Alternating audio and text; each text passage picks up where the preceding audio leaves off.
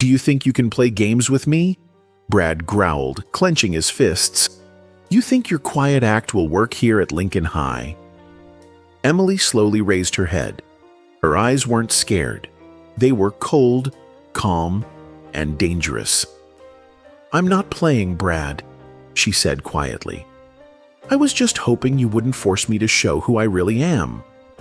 Brad smirked. And who exactly are you? He had no idea that in 5 minutes he'd be flat on the ground, and the whole school would be buzzing. It all started Monday morning in Maplewood, Ohio. Mist still clung to the ground when 16-year-old Emily Harris walked into her new school. Her family had just moved from Detroit, her fourth move in 3 years. Plain sweatshirt, ponytail, quiet, unassuming. But no one knew Emily was the junior state champion of Michigan in mixed martial arts. 4 years of intense training had turned her into a silent force.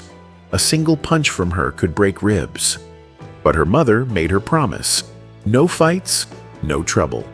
Just a fresh start. That promise got tested during lunch. As she sat alone, a cocky senior named Brad dropped into the seat across from her. I'm Brad Thompson. This is my school, my rules. Flanked by his buddies, Kyle and Jake, Brad leaned in.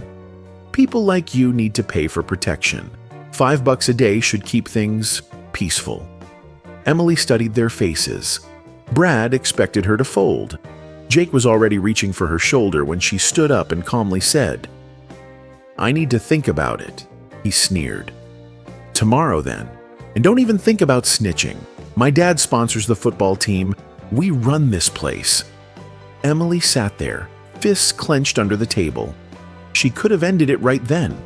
One move, but she remembered her promise. That night, she barely slept. In Detroit, she never tolerated bullies, but here she was just the new girl. The next morning, Brad blocked her path at the stairwell. Well, he asked. I'm not paying you, she said flatly. His smirk vanished. What did you say? I said no. That was all it took. What followed was relentless. In chemistry class, Kyle accidentally shoved her, scattering her notes and stepping on her book. Jake slammed her into a wall between periods. The final blow came at lunch. Brad showed up with half the football team and mocked her in front of everyone. But Emily didn't flinch, because she knew. They had no idea who they were messing with.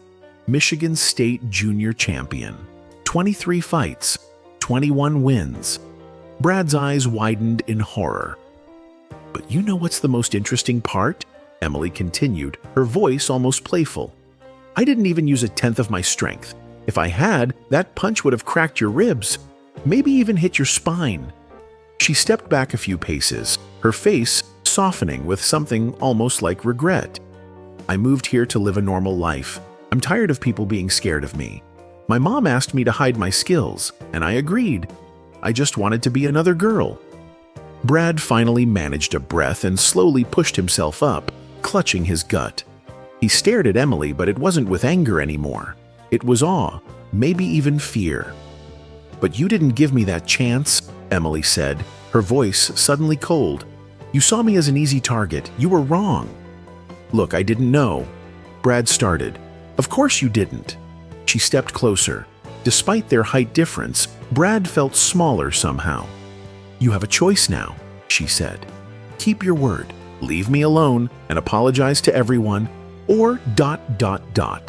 She shrugged casually. Tomorrow, I'll show everyone what I can really do, with witnesses and a camera. Imagine how your football buddies will feel when they see their captain flattened by a girl half his size, in under 30 seconds. Brad's mouth went dry. His reputation, his status at school, it was all dangling by a thread. All right, he rasped. I'll do it. Smart boy. Emily grabbed her jacket and started to walk away. Then she paused and turned back.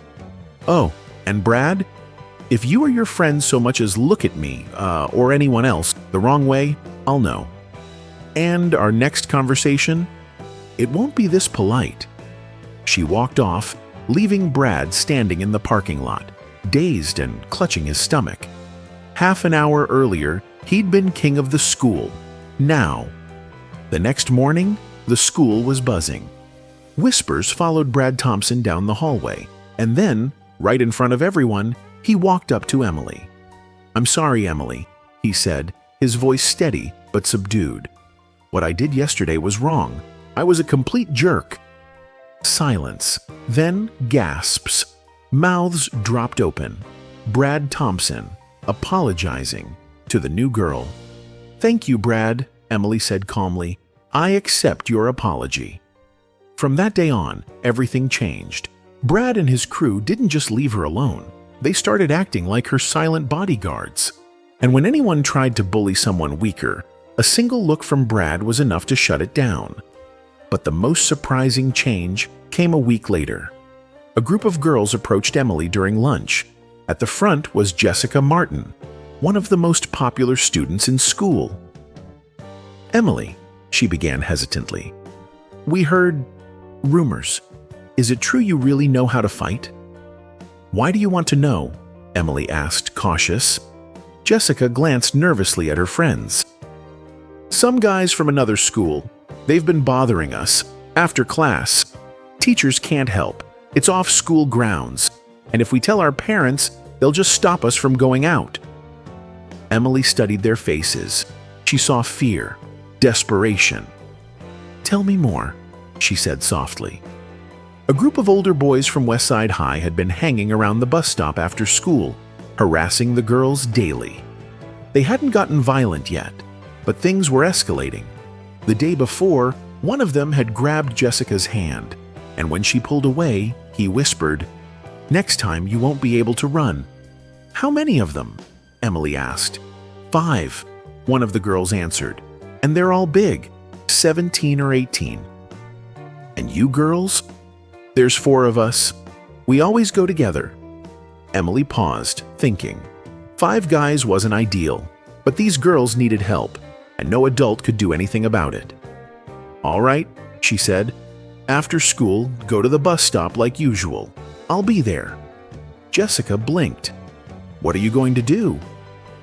"We'll see what the situation calls for," Emily replied.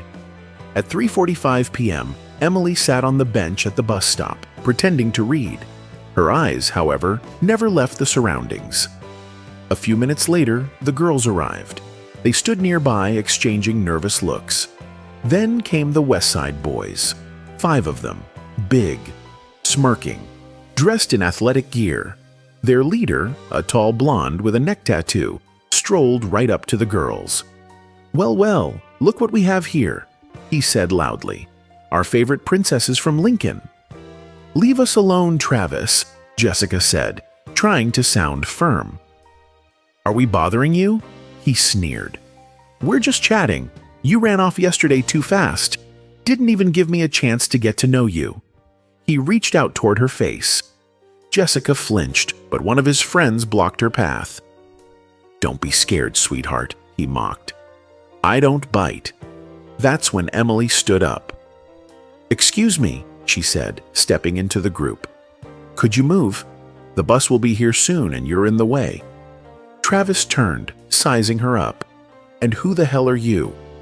"A student at Lincoln, and these girls are my friends." "I see." He chuckled. "Then why don't you run along? We're just chatting with your little friends." "I'm afraid that's not going to happen," Emily said. "They don't want to talk to you." Travis stepped closer. He towered over her.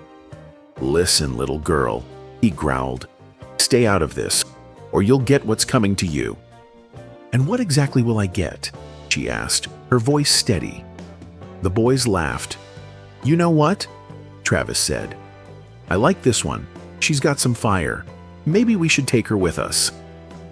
One of the boys, a stocky kid with gold teeth, stepped behind Emily and reached for her shoulder. That was a mistake. Emily didn't even turn. In one swift motion, she slammed her elbow back into his solar plexus. The boy crumpled to his knees, gasping. "What the?" Travis started. He didn't get to finish. Emily turned to face him, and something in her eyes made him freeze. Students from every grade began approaching Emily. Some simply wanted to say hello. Others asked for advice on standing up for themselves. A few girls even asked if she could teach them self-defense. Of course, Emily agreed. That would actually be really useful, she said. She arranged with the wrestling coach to use the gym after school, and within a week, nearly 20 students had joined. Mostly girls, but a few boys too. Emily taught them how to hold their hands, where to strike, how to break free from a grab.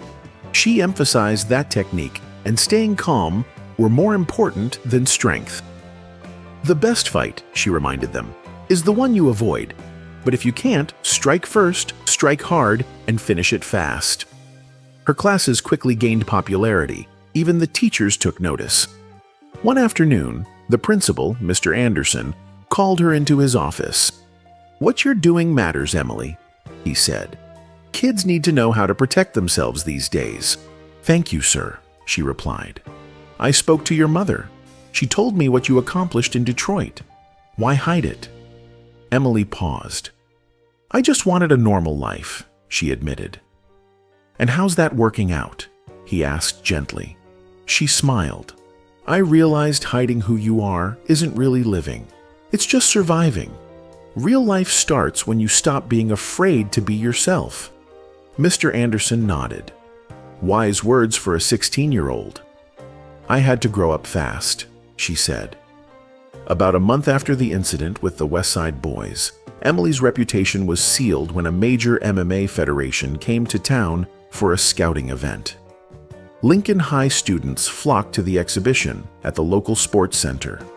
Emily had only planned to watch with Jessica and the others until the announcers opened the ring for volunteer sparring, and the crowd began chanting her name. "Emily! Emily!" One of the organizers, former pro fighter Mike Rotner, was curious. "Who's this champion they're yelling for?" a student pointed. "That's her. She's a state champion." Rotner raised an eyebrow.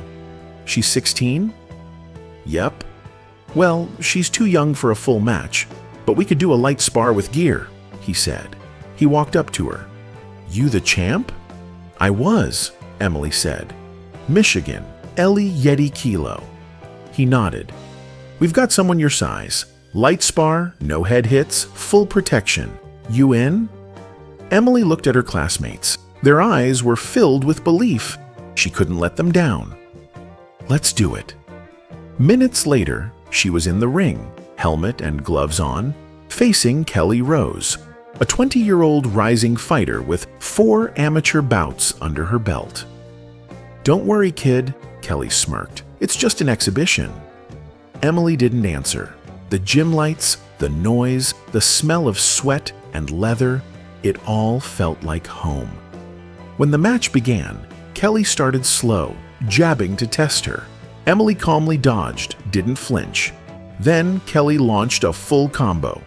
Jab, cross, and a kick to the ribs. Emily ducked the punches and caught the kick, yanking Kelly off balance and sweeping her to the mat. The crowd gasped. Emily followed her down, locking in a chokehold. Kelly struggled but couldn't break free. Moments later, she tapped out. The gym erupted in applause. Rotner looked stunned. "Where did you train?" "Master Johnson's gym. Detroit," Emily replied.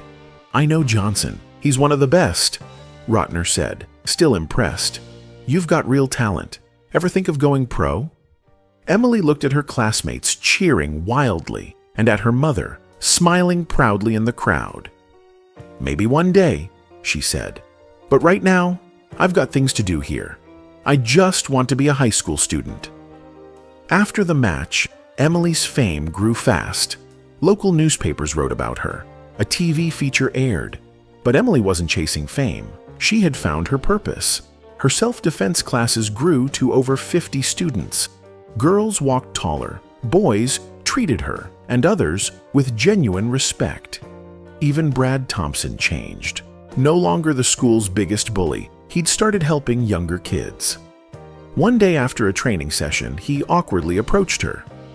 "I just wanted to say thanks," he said, "for stopping me that day. I was a jerk. If you hadn't, I'd probably be worse now." Emily smiled. "We all make mistakes. The important thing is to learn from them. "I'm trying," Brad said. "And if you ever need help, you can count on me." It was a turning point, not just for Brad, but for the whole school.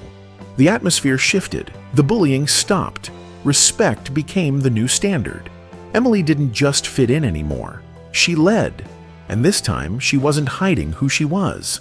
Professional instructors soon joined the self-defense classes, but Emily remained the heart of it all.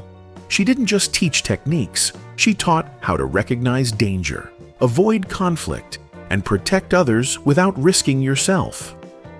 Strength, she told her students, isn't just physical. It's having the confidence to stand up for what's right. Her message reached beyond the students. Parents, teachers, even community members began joining the classes. It became more than training. It became a movement. Emily's courage inspired a town, but the greatest transformation happened within her. No longer hiding, she embraced who she truly was. One evening, a man approached her. "You're Emily Harris?" he asked. "I'm Dan White, father of one of the girls you helped. She's stronger now because of you." Emily smiled. "I just did what I believed was right." Dan replied, "People like you make the world better." That night, Emily looked out at the stars, remembering how a year ago she arrived in town, scared and invisible. Now, she was a leader. Her journey had been hard. Prejudice, fear, scandal. But each obstacle made her stronger. She had learned, you can't hide from your purpose. The next day, she was called to the principal's office, where city officials awaited her. Emily was awarded an honorary medal, the youngest in the town's history. She shared the moment with her students and teachers, saying, "True strength is standing for truth, helping the weak, and having the courage to be yourself." As student council president, she reformed the school. She replaced punishment with understanding through a student-led honor court. The goal, she explained, isn't to punish the bully, it's to help them change. Conflicts in school dropped dramatically. Later, a reporter asked if she planned to go pro. "Maybe one day," Emily said. "But right now, I want to help other kids find their strength, just like my coach helped me." When asked if she regretted not hiding her skills, she paused. Hiding who you are doesn't protect you. It limits you. Everyone has gifts. Our job is to use them for good. Her interview went viral. Letters poured in, teens inspired by her story. One girl, Maria from Texas, wrote, "I've always been teased for being chubby, but after reading about you, I joined karate. When the boys teased me again, I stood up to them. Thank you for showing me that anyone can be strong." Reading letters like Maria's, Emily realized she had found her true calling, to help others find their inner strength. 6 months later, in her final year, she chose to study psychology and sports medicine, dreaming of helping young athletes. But destiny wasn't done with her just yet. Real strength isn't about hurting the weak. It's about protecting them. In her final year, Emily rose to lead with empathy. As student council president, she helped dismantle the toxic hierarchy that once ruled the school. The honor court she co-founded focused on fairness and second chances. The goal isn't to punish, she told her peers, but to help others grow. Conflicts in the school nearly vanished. At graduation, Emily stood on stage in her cap and gown. She wasn't just the top student, she was a voice for change. 4 years ago, I wanted to disappear, she began, but I learned that problems find you whether you hide or not. So I chose to fight, not for me, but for those who needed someone to stand up for them. And in doing so, I changed too. Her words brought the auditorium to its feet in a standing ovation. After the ceremony, Brad, the former school bully, approached her. Now preparing to study social work, he said, "Thank you for not breaking my nose, and for showing me there's another way." Emily smiled. We all make mistakes. What matters is learning from them. That night, as she packed for college, her mother asked, "How are you feeling?" "Hopeful," Emily said. I see a future full of kids who need help and chances to make a difference." The next morning, half the town came to the station to say goodbye.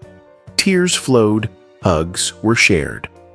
"Don't forget us," Jessica cried. "I never could," Emily replied. "You're all a part of me." As the train pulled away, she looked back at Maplewood, the town that changed her life. Ahead lay new challenges, but Emily was ready. At college, she studied psychology and taught self-defense. Her story spread, and after graduation, she opened a small leadership center for teens who had been bullied or silenced. It quickly grew into one of the most respected in the region. Each year, Emily returned to Maplewood to teach and inspire. She became a statewide voice against school bullying and a mentor to many.